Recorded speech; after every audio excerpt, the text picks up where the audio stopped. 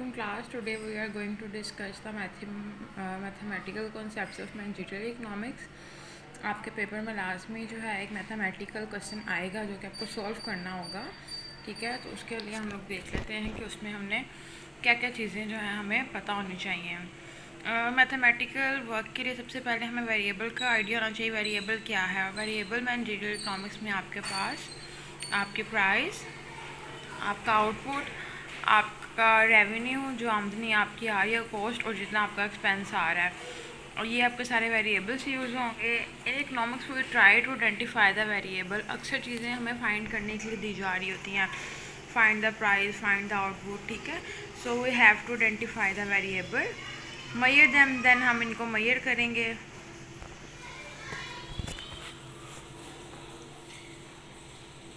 Just wait.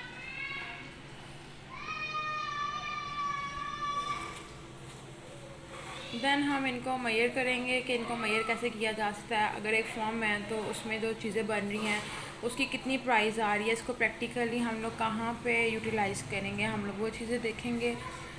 Study their behaviour in relation to other variables to understand how and why this variables change.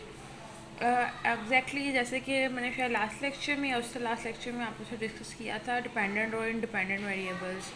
तो dependent और independent variables क्या थे जिनके आपस में हम रिलेशनशिप चेक कर रहे थे कि एक वेरिएबल के चेंज होने से दूसरे वेरिएबल में क्या चेंज आता है। तो डेफिनेटली यहाँ पे भी सेम वही बात है कि हम लोग रिलेशनशिप देख रहे होते हैं, बिहेवियर देख रहे होते हैं कि एक के चेंज होने से दूसरा क्या चेंज हो रहा है। Then find the condition that will lead to the optimal values of the variable. Optimal values हमारे पास होती हैं ऐसा मिनिमम जो है हमारे पास क्राइटेरिया कि जैसे कि अगर कॉस्ट की बात करें तो ऐसा कौन सा क्राइटेरिया होगा जिससे हमारी कॉस्ट कम से कम आए। प्राइस की, आउटपुट या रेवेन्यू की बात करें तो ऐसा कौन सा क्राइटेरिया हम यूज़ करेंगे जो कि हमें आउटपुट जो है मैक्सिमम हो और हम लोग मैक्सिमम प्राइस पे जो है उस चीज़ को सेल आउट कर सकें।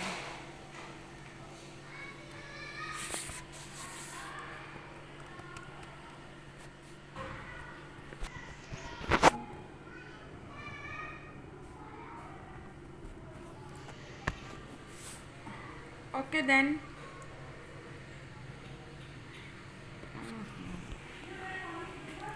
we express the change in the variable in the response to a change in another variable is called function।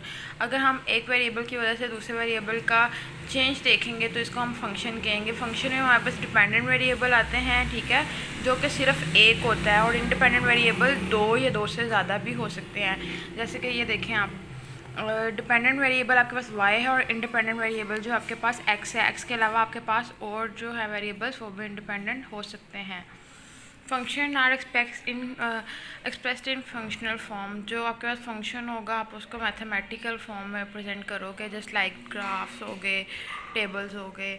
हम उसको वर्बली जो है वो नहीं लिख सकते।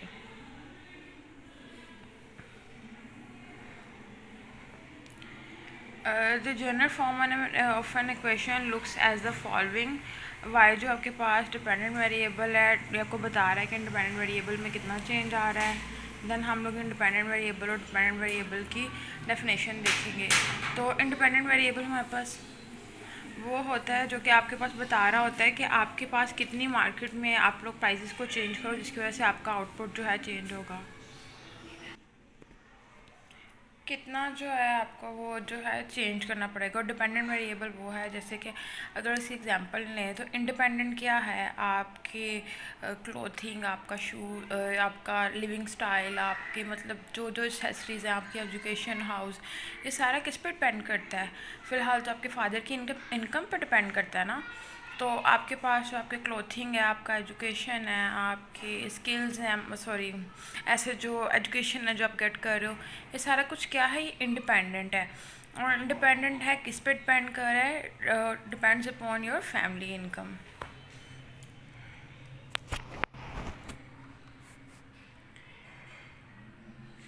देन लीनियर फंक्शन आपके हम देखेंगे कि what is meant by linear function. तो लीनियर फंक्शन आपके पास है कि y जो है आपके पास is the dependent variable, x is independent variable, a is intercept and b is the slope of the variable.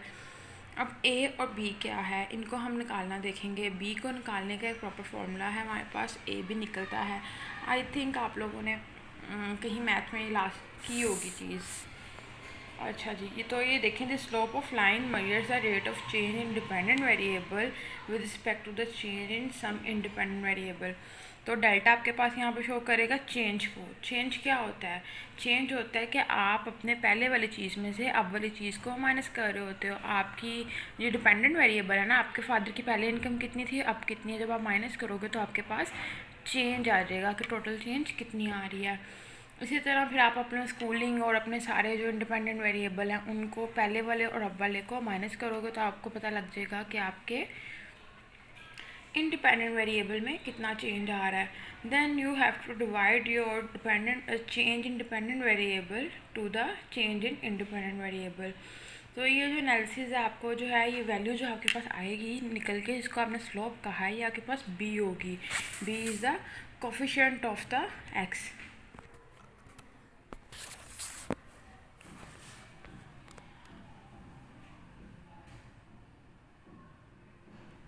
यहाँ पे हम लोग एक एग्जांपल कोट करेंगे। एग्जांपल में हम लोग देखेंगे कि जी टी आर हम लोग बहुत दफ़ा पढ़ चुके हैं कि टी आर हमारे पास क्या होता है। T R is total revenue, कि आपके इनकम आ कितनी रही है, आपकी फैमिली की इनकम कितनी है। ठीक है, आपकी फैमिली की इनकम, अगर आप बिज़नेस की बात करो, अपने बिज़नेस में ये चीज़ अप्लाई करो तो आपके बिज़नेस में कितना रेवेन्यू आ रहा है, total revenue generated by the business और बाय योर फादर और maybe it's yourself. और P is the price and Q is the quantity, कितने पैसे हैं और कितनी क्वांटिटी है। अज्यूम कर रहे हैं हम कि पी जो है नॉन है, हमें पी पता है। ठीक है, पी हमें कैसे पता है कि हम कह रहे हैं कि पी जो है 5 है। प्राइस हमारे पास हम लोगों ने अज्यूम की है 5। टोटल रेवेन्यू कितना है, 0, 5, 10 बढ़ता जा रहा है। ठीक है, पहले हम 0 पे थे, हमारी क्वांटिटी 0 थी, फिर हम लोगों ने क्वांटिटी बढ़ा दी, हमें रेवेन्यू ज़्यादा होना शुरू हुआ, फिर हम लोगों ने ज़्यादा चीज़ें बेची, फिर ज़्यादा रेवेन्यू हुआ। ठीक है, तो there is direct relationship between total revenue and quantity of good. अगर हम इसको ग्राफिकल रिप्रेजेंट करें तो ग्राफिकल रिप्रेजेंट में हम लोगों ने टी आर को रखा है वर्टिकल, और हॉरिजॉन्टल में हम लोगों ने रखा है अपनी क्वांटिटी को। हम लोगों ने देखा कि पॉइंट 0 पे दोनों चीज़ें 0 थी।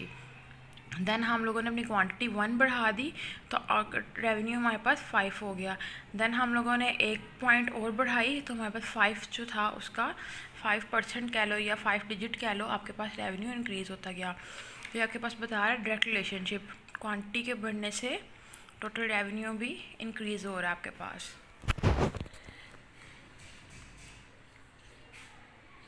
वाई जो है आपके पास, अभी हम लोग ऊपर देख चुके हैं कि ये हमारे पास है a plus B X where a is slope. अब हमने एग्जांपल देखी है तो वाई क्या है, इनकम, मतलब total revenue of the firm. ठीक है, और a आपके पास एज इट इज़ आ जाएगा, b as it is, x क्या है, क्वांटिटी आपके पास डिपेंडेंट वेरिएबल, b आपके पास स्लोप है। यहाँ पे हम प्राइस अज्यूम करेंगे। a जो है 0 है, इंटरसेप्ट। ठीक है, क्योंकि इंटरसेप्ट आपके पास ये पॉइंट होता है जहाँ से आपका डाटा स्टार्ट होता है। ठीक है, ये देखिए यहाँ पे लिखा हुआ है from the above table graph equation intercept a equals to 0। तो आपके पास जो इंटरसेप्ट है आपकी वो 0 है। b कैसे निकली है, slope of T R divided by slope of q। Just like इसका चेंज ऐसे ही था ना, हम लोगों ने पढ़ा पीछे कि अब वाली कितनी है और पहले वाली कितनी थी। 5 में से 0 माइनस किया 5, 10 में से 5 माइनस किया 5, 15 माइनस 10 5, 20 माइनस 15 5। तो स्लोप जो है हमारे पास 5 निकल आई है। देखें यहाँ पे हम लोगों ने एक एग्जांपल देख के देखी भी है।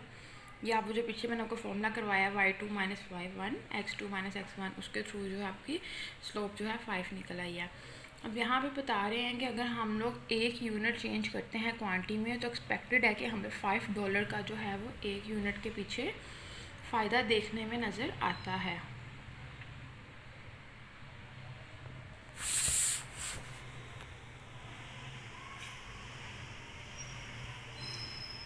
नेक्स्ट, अगर हमारे रिलेशनशिप की बात करें अपने डिपेंडेंट और इंडिपेंडेंट वेरिएबल की, तो हमारी जो रिलेशनशिप होती है लीनियर होती है। लीनियर कैसे होती है, ये आपके पास लीनियर कर्व है। लीनियर कर्व वो होता है जिसमें आपके पास दोनों का डायरेक्ट रिलेशनशिप हो और आपके पास इक्वेशन में इक्वल का साइन आता हो। ठीक है, तो आपके पास इक्वेशन आपकी क्या है, लीनियर है। अगर हम लोग बात करें, if the relationship between the dependent and dependent variable is linear as in this case, ठीक है, the change in represented by the slope.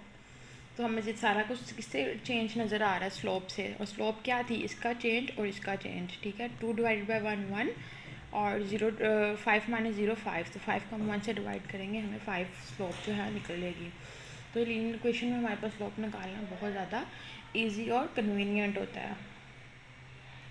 Most of the economic analysis attempt to study how a change in one or several variables affect the change in another variable and in what direction.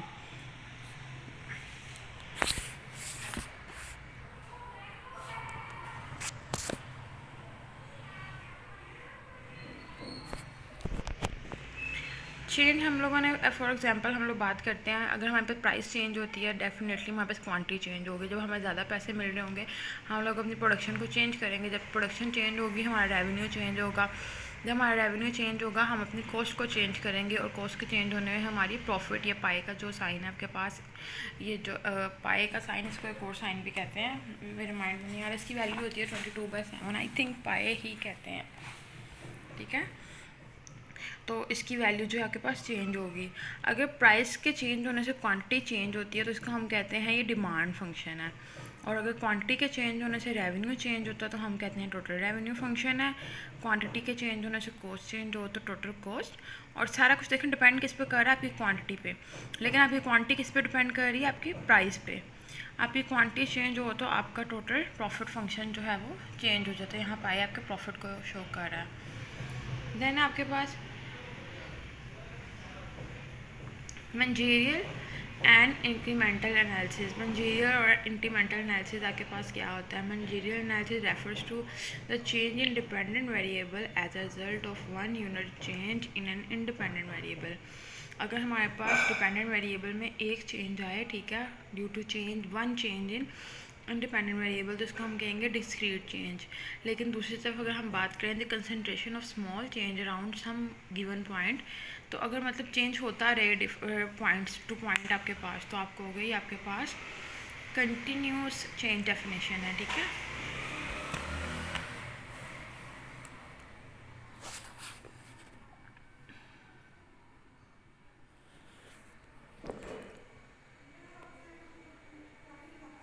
Many economic decisions rely on margin analysis such as hiring additional worker, purchasing additional machine. आप लोगों के mind में सबसे पहले तो question हमारे पास यही होता है ना कि हम लोग क्यों जो है मंजीरियल इकोनॉमिक्स पढ़ रहे हैं, प्रैक्टिकल लाइफ में कहाँ काम आएगी।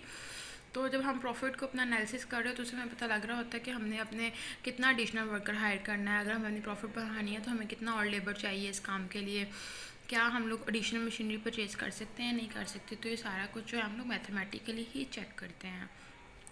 However, many other decisions are also taken in incremental way। और भी बहुत ज़्यादा जो आपके पास वेज हैं, बहुत ज़्यादा आपके पास जो है वेज हैं जो आप यूज़ करके मैथमेटिकल आप पता लगवाते हो कि आप लोगों ने अपना रेवेन्यू कब जो है इंक्रीज़ करना है। इफ़ प्राइस फॉल, एरो नीचे को है तो मतलब प्राइस अगर कम होती है, ठीक है, तो आप लोग क्या करते हो, अपनी क्वांटिटी को बढ़ा देते हो। डिमांड का फंक्शन तो पड़ा हुआ है ना अपने लाफ डिमांड, प्राइस के कम होने से क्वांटिटी डिमांडेड बढ़ती है, क्योंकि जितनी ज़्यादा चीज़ें बेचोगे उतना ज़्यादा प्रॉफिट आना शुरू हो जाएगा बाय 10 एंड टोटल रेवेन्यू आपका जो होगा 20% जो है इंक्रीज़ हो जाएगा। जब प्राइसेस आपके पास कम होंगे लोग उस चीज़ को ज़्यादा खरीदना शुरू कर देंगे। इस तरह इसमें आप मार्जिनल रेवेन्यू कैसे निकालोगे, ये वेरी फर्स्ट लेक्चर में मैंने आप लोग को फॉर्मूले करवाए हुए हैं। इनको आपने बहुत अच्छी तरह से माइंड में रखना है। पेपर में आपका न्यूमेरिकल क्वेश्चन आएगा और ये छोटी छोटी चीज़ें ही होंगी। मार्जिनल रेवेन्यू कैसे निकलेगा, total change in total revenue divided by change in Q. जितना चेंज टोटल रेवेन्यू में आ रहा होगा पिछला और अगला, ठीक है, इसी तरह सेम क्वांटिटी का चेंज। और इंक्रीमेंटल रेवेन्यू आपके पास 20 आ जाएगा। अगर हम फंक्शनल फॉर्म में बात करें तो हम सपोज करते हैं हम लोग एक इलस्ट्रेशन ले रहे हैं जिसका फंक्शन जो है हमारे पास लीनियर है जिसका फंक्शन जो है हमारे पास लीनियर है, but there are many instances when a linear function is not the proper representation for changes between variables, so we use the non linear function, ठीक है। तो जब हमारे पास लीनियर फंक्शन एप्लीकेबल नहीं होगा तो हम नॉन लीनियर की तरफ जाएंगे। तो अब हम लोग एग्जांपल नेक्स्ट जो देखेंगे वो नॉन लीनियर की होगी। लीनियर हम लोगों ने देख लिया, अब हम देखेंगे कि अगर नॉन लीनियर हो देन हमारे पास रेवेन्यू क्या सामने आता है।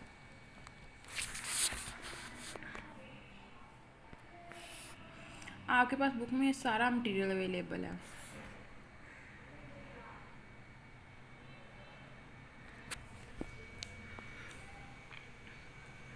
Most famous non linear function is economics, quadratic function and cubic function. ठीक है, अब ये जो फंक्शन था आपके पास स्ट्रेट लाइन था, ठीक है, लीनियर फंक्शन ये आपने पढ़ लिया है, लेकिन क्वाड्रेटिक फंक्शन और क्यूबिक फंक्शन आपके पास नॉन लीनियर होते हैं।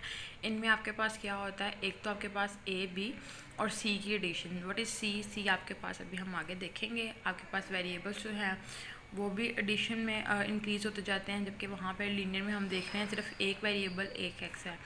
क्यूबिक फंक्शन में क्यूबिक के नाम से पता है हमें कि क्यूब आएगा। एग्जांपल में हम कंसीडर करते हैं डिमांड शेड्यूल हम ले रहे हैं और डिमांड कर्व, प्राइजेस हम लोग देख रहे हैं और क्वांटिटी डिमांड देख रहे हैं। हम लोगों ने देखा जैसे जैसे प्राइजेस बढ़ रही हैं डिमांड कम होती जा रही है, मतलब law of demand.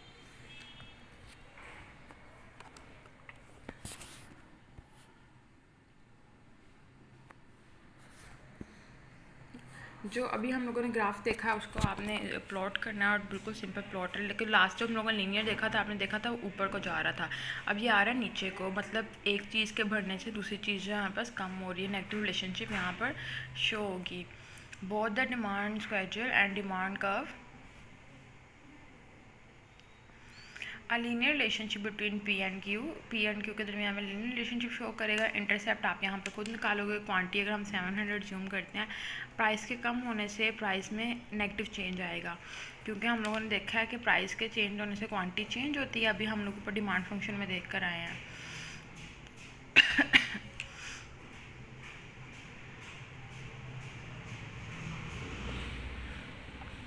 Inverse relationship में सिंपल आप लोग वैल्यूज़ निकालोगे और उसमें पुट कर दोगे। टोटल रेवेन्यू आपके पास पी ऑक्यूपाई क्यू होता है। आप लोगों ने पी की वैल्यू यहाँ से निकाली, कैसे निकाली, 100 पी आपके पास क्वेश्चन 1 से आया था। 100 को आप इसके नीचे डिवाइड करोगे 700 को जब आप 100 से डिवाइड कर दोगे आपके पास 7 आ जाएगा। और क्यू को जब आप 100 से डिवाइड करोगे, मतलब क्यू के साथ कोई वैल्यू नहीं तो 1 है, 1 डिवाइड बाई क्यू 0.01। ठीक है, अब यहाँ पे आप पुट कर रहे हो, बारी बारी आप क्या करोगे, अपना जो स्केयर वाला फंक्शन है नेक्स्ट क्वाड्रेटिक जो है, ठीक है, इक्वेशन आपके पास बन गई है। 100 को आप जो है इसमें बारी बारी पुट करते जा रहे हो अपने क्वांटिटी को। पहले आप लोगों ने 0 पुट की, 0 किसी भी चीज़ से मल्टीप्लाई डिवाइड आंसर 0। ये देखिए हम सारा आपने मल्टीप्लाई करके पहले स्केयर लेना है, देन मल्टीप्लाई और देन आपने माइनस करना है, ये के पास सारी वैल्यूज़ निकल आएंगी।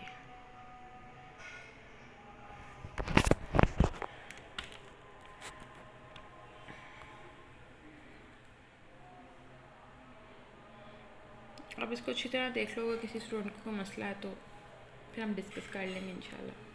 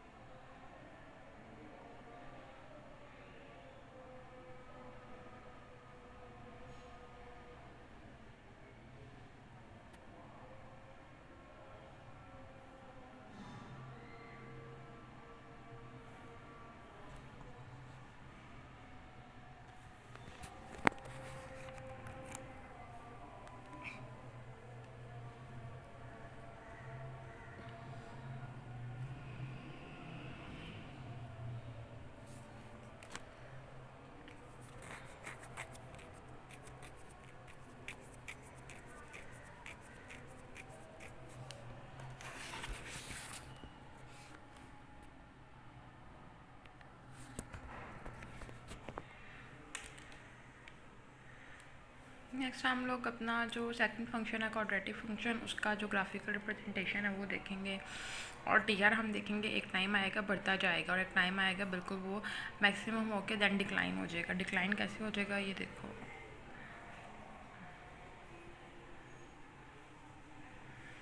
पहले बर्ड है 600 to 1000, 1000 to 1200, 1200 पे स्टे किया हुआ है, ठीक है। ये देखो यहाँ पे 1200 स्टे किया हुआ है। देन ये आपके पास डिक्लाइन हो गया, इसलिए जो आपके पास टोटल रेवेन्यू क्वाड्रेटिक फंक्शन का है वो उल्टी जो बेल शेप आपके पास होती है, ठीक है, उसको जो है वो रिप्रेजेंट कर रहा है। नेक्स्ट आपके पास थर्ड नॉन लीनियर फंक्शन जो है आपके पास है क्यूबिक फंक्शन, जिसको कहते हैं। क्यूबिक फंक्शन में हम लोग सिंपल अपनी वैल्यू पुट करेंगे। आप कोई भी वैल्यू ले सकते हो अपने फंक्शन में से जो हम लोगों ने क्वेश्चन स्टार्ट में किया है। इसके लिए आपने याद रखना है it will not be a straight line function. क्यों? क्योंकि ये आपके पास नॉन लीनियर है। इसका जो ग्राफ आपके पास ड्रॉ होगा वो इस शेप में होगा कि आपके पास टोटल रेवेन्यू पहले तो स्मूथली चलता जाएगा और देन एकदम वो आपके पास टोटल कॉस्ट जो है वो इंक्रीज़ कर जाएगी। एक्सपोनेंट देखेंगे देन हम इसका,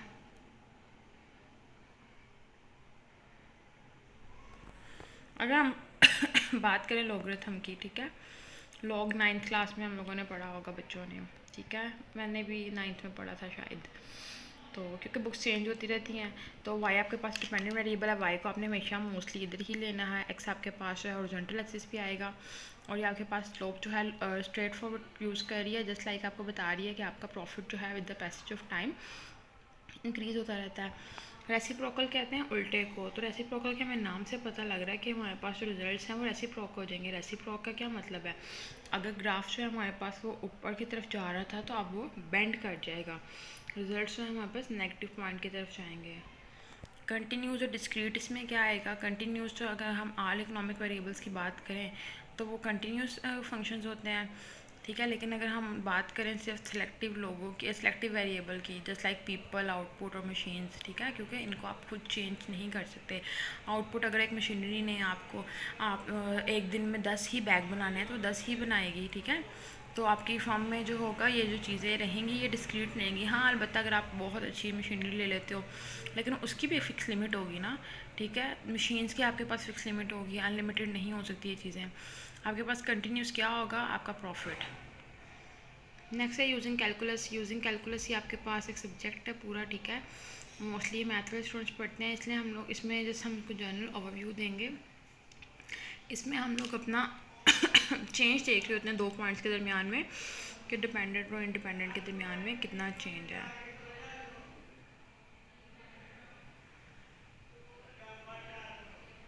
इसको आप पढ़ लें, इसमें कोई मुश्किल नहीं है, ठीक है। इसलिए मैं यहाँ पे इसको स्टॉप कर रही हूँ। एक सिंपल आपको स्लॉप्स का बताया जा रहा है कि स्लॉप्स जो है आपके पास नॉन लीनियर है एट एनी पॉइंट। अगर आपके पास स्लॉप्स मेजर करना चाहो आप वाई की तो हमेशा वो स्मॉल आएगी in the form of x.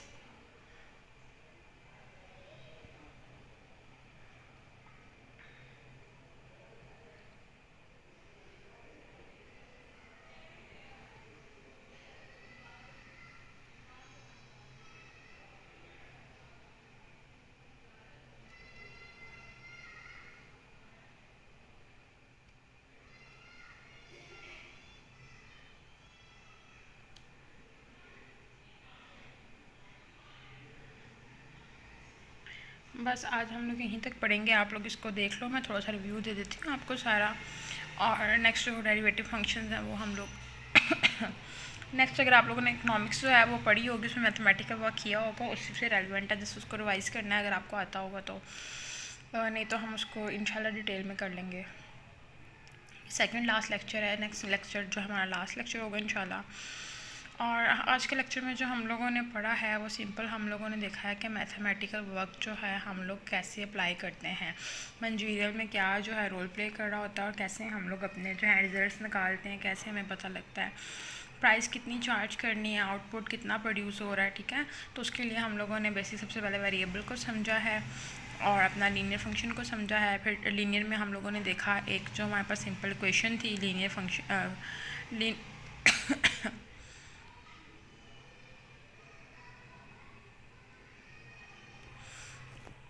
Linear function equation ये वाली, ठीक है। इसको फिर हम लोगों ने सिंपली देखा कि ये चीज़ क्या होती है आपके पास। देन हम लोगों ने स्लोप देखी निकालने के, स्लोप कैसे निकालते हैं, ठीक है। स्लोप के लिए फॉर्मूला था, प्रीवियस में से आप जो अपनी करंट वैल्यू को माइनस करते हो तो आपके पास चेंज आ जाता है। यहाँ पे आपको बता रहे हैं कि डेल्टा वाई कैसे निकलेगा, y2 माइनस y1। और हम लोगों ने इसको अभी वो अपने जो एग्जांपल है उसके थ्रू भी देखा है।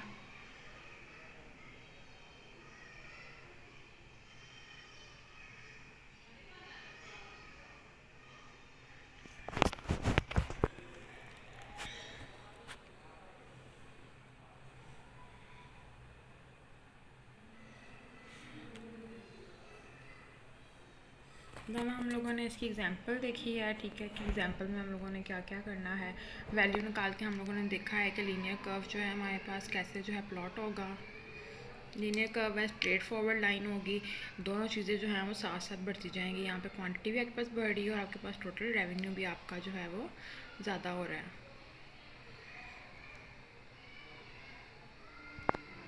देन आपके पास पुटिंग ऑफ वैल्यू है।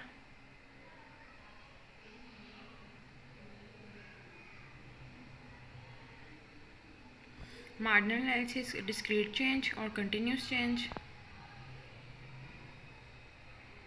Then incremental analysis, function form. Then measure 3 जो आज हम लोगों ने किए हैं एनालिसिस, फर्स्ट जो हमारे पास लीनियर है और नेक्स्ट क्वाड्रेटिक और क्यूबिक जो है हमारे पास नॉन लीनियर फंक्शन था, जिसको हम लोगों ने अपनी वैल्यू में पुट करके देखा है कि लीनियर से हमें क्या एडवांटेज आ रहा है, लीनियर में प्रॉफिट कैसी होती है और नॉन लीनियर में कैसी होती है। मोस्टली आपके पास लीनियर फंक्शन ही यूज़ होता है क्योंकि स्मॉल स्केल बिजनेसेस हैं।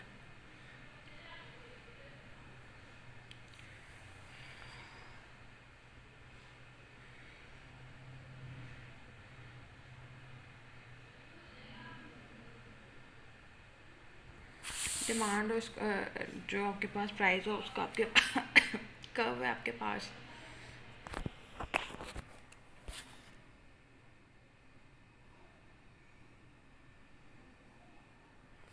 देन इंटरप्रिटेशन है आपके पास सेकंड मेथड की।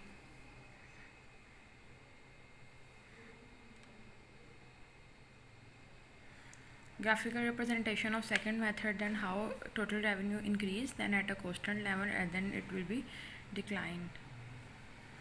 Then cubic function आपके पास स्टार्ट हो जाएगा, ये देखिए। और क्वाड्रेटिक और क्यूबिक दोनों में जो आपके पास कर्व है वो स्ट्रेट लाइन नहीं आएगा। स्ट्रेट लाइन कैसे नहीं आएगा, ये देखो, ये वाला कर्व भी आप, और नेक्स्ट आप ये भी देखो, रेसिप्रोकल कर्व और लॉगरिथम कर्व, सब आपको यही बता रहे हैं कि जो आपका कर्व है वो लीनियर नहीं रहेगा, नॉन लीनियर कर्व जो आपके पास आएगा। और नेक्स्ट हम लोगों ने देखा कैलकुलस के थ्रू हम लोग कैसे जो है अपनी डिफरेंट जो है वैल्यू को अब्स्ट्रैक्ट कर सकते हैं।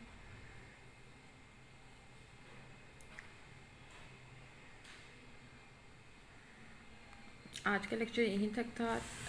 थोड़ा शॉर्ट प्रॉब्लम की वजह से मैंने आपको काफ़ी आहिस्ता आहिस्ता पढ़ाया है, पर बेटा लेक्चर यही है, शॉर्ट समरी है। बाकी आप लोग मेरे से कॉन्टेक्ट में हैं, कुछ भी इशू हो आप लोग मुझसे डिस्कस कर सकते हो, but don't call me at late night. आप लोग के अच्छे बच्चे हो, BSc इस वाले बच्चे ऐसे करते हैं, आप लोग बहुत गुड स्टूडेंट्स, अल्लाह ताला आप लोग को कामयाबी दे। सेकंड लास्ट लेक्चर है, नेक्स्ट लास्ट लेक्चर पढ़ के हम लोग वाइंड अप करेंगे। दुआओं में याद रखिएगा। अल्लाह हाफिज़।